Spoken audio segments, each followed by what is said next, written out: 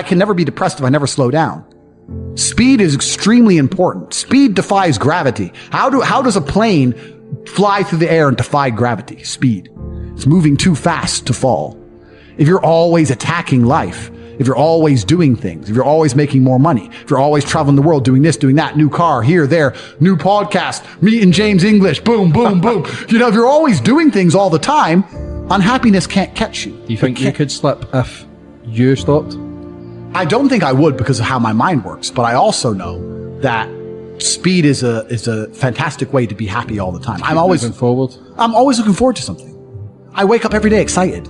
I'll go do this today. I'll go do this today. I'll go do this today. And I very much live my life in a frame of, not I have to do this. It's very much a I get to do this. There's another thing that a lot of people make a mistake with when I talk to them, like, I have to go to work today. Change your language. I get to go to work today. Imagine you had no job. Be worse, right? Because otherwise you wouldn't be working. So you get to go to work. I have to fix the car. At least you have a car. You get to fix your car. Most people don't got one. I have to go get the kids. You get to go get the kids because you have these beautiful children who love you. You understand? People's, even their own language is wrong. The world can be framed. Maybe I'm completely crazy. Maybe I'm full of shit, like you said. Maybe I am. But the frames I've installed in my mind are all beneficial to me. So if that makes me crazy and full of shit, good. Because I can't become depressed. So you can sit there and tell me I'm full of shit while you're depressed, and I'm happy. And I would never want to adopt the thinking of a depressed person. So if you're depressed and telling me I'm full of shit, I don't want to think like you anyway.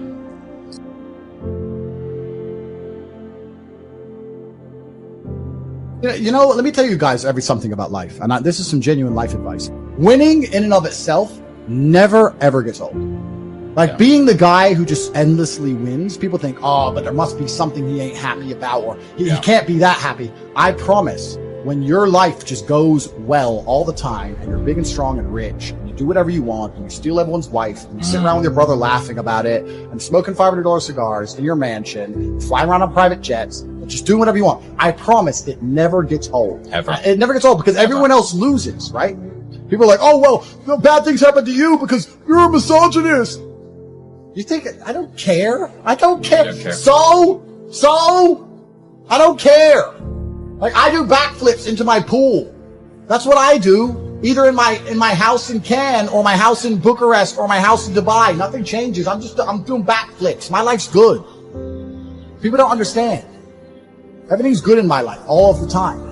The biggest psyop, and this is going to be a good ending, the biggest psyop that the wealthy elites and the people who win at life ever committed was to convince you that money doesn't buy happiness. If money doesn't buy happiness, why do rich people never give their money away? Money is like water, right? It won't make you happy in and of itself, but if you go without it for very long, you're going to start really wanting it. You're still going to really still want it. You're going to start really wanting a drink. So the point is that if you go without money, it's all you think of. Money's an important part of life. And don't let people who are hyper successful in every sphere, don't let people like me and Tristan who are in fantastic physical shape, fantastic financial shape, with good brotherhood, with a good network, living a fantastic life. Don't sit there and look at us and go, there must be something they don't like. Instead go, their life is perfect and I want that. Because the second one will motivate you. The first one allows you to cope and make excuses to not try. You have to try harder or you're never going to win.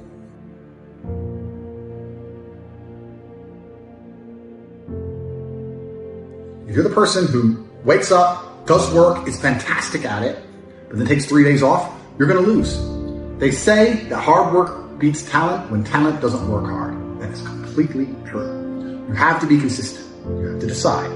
Are you the kind of person who wants to make a lot of money in this life and live a life of freedom?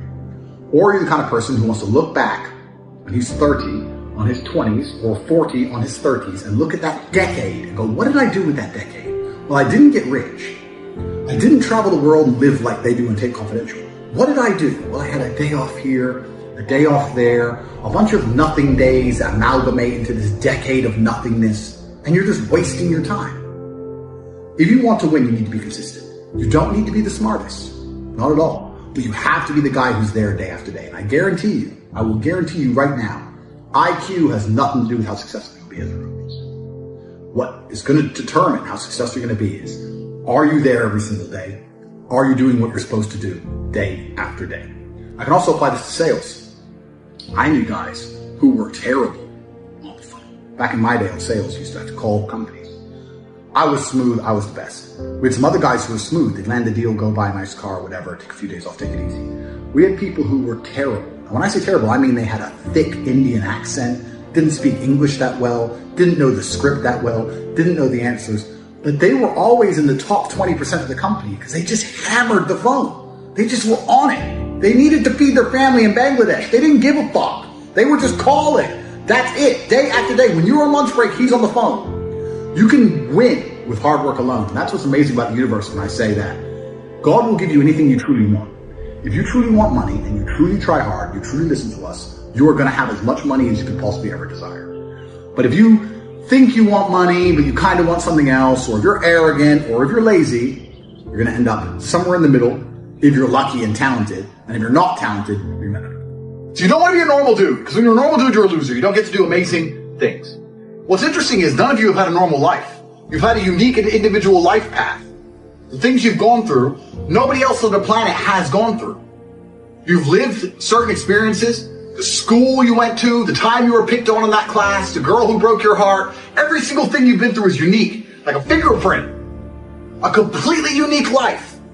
And somehow you've managed to stay completely non-unique.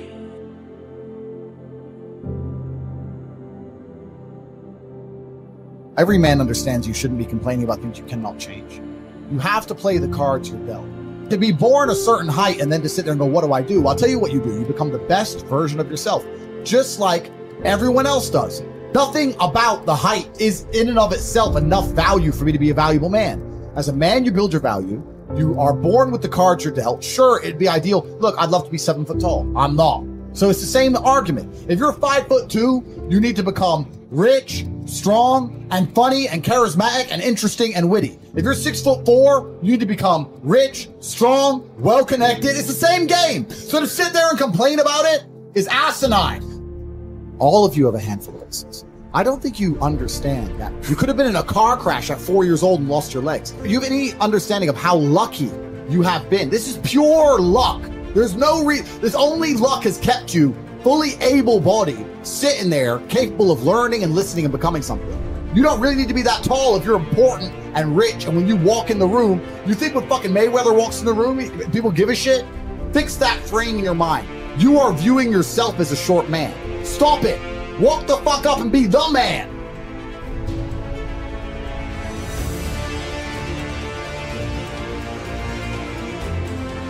Who's teaching you to be a man? If you're fortunate enough to have a fantastic father, great. But if you don't, there are very little lessons, and there's basically no guidance out there explaining to you the self-accountability which is required to be a man. Everything we were just saying to you earlier about making the choice of being invisible or being highly important and paying the rent for one of those two choices, that's based around absolute and utter brutal self-accountability. You must accept the decision you want to make, and you must accept that everything is your fault. Everything is on your shoulders, regardless of what God throws at you. Give you an example. Me and you were in jail. Did we still have bills to pay? Did we still have mouths to feed? Absolutely we did. Did we still have a business to run? We're locked in a Romanian jail cell with no access to the outside world, and we still had responsibilities, and we were still absolutely and utterly accountable for those. We didn't sit and say, well, I'm in jail, so they don't matter. Let them take care of it. No, they do matter. We're men, and they must be handled, and we found a way to handle it regardless. Even though we believe we shouldn't have been in jail, even though it was unfair, even though it was a matrix attack, we still took absolute and utter self-accountability for the situation and all of our problems. We never skipped a beat. We never missed a single payment. We never let anyone starve. We handled absolutely everything from a jail cell. And you have to sit here and understand, most of you are in absolute freedom, not meeting your responsibilities. How are you going to meet your responsibilities if you become important enough to be locked in a jail? How are you going to meet your responsibilities when you're heartbroken? How are you going to meet your responsibilities if you lose all your money? And we're not talking just about our immediate family in a selfish way. I'm talking about my employees. I have over 300 plus employees, security guards who rely on their salary that they get from our company to feed their families, and that's their job. It's not their fault I was locked in jail. I'm the man who hired them. I have a responsibility to make sure everyone's salaries are paid, make sure everyone's family is fine. There's a massive triangle, a massive pyramid built underneath men like us of people who need to eat, and people who do us a service, and people who need their money in exchange. I couldn't just say, you know what, I'm in jail. They'll understand. What would I expect these people to do? You know, this is their job. They work for me, and it's my responsibility to make sure everyone's getting their paycheck, even if I'm locked away, which is scary because how would you accomplish the same thing? Imagine you have 3 months. You have 45 minutes on the phone 3 times a week.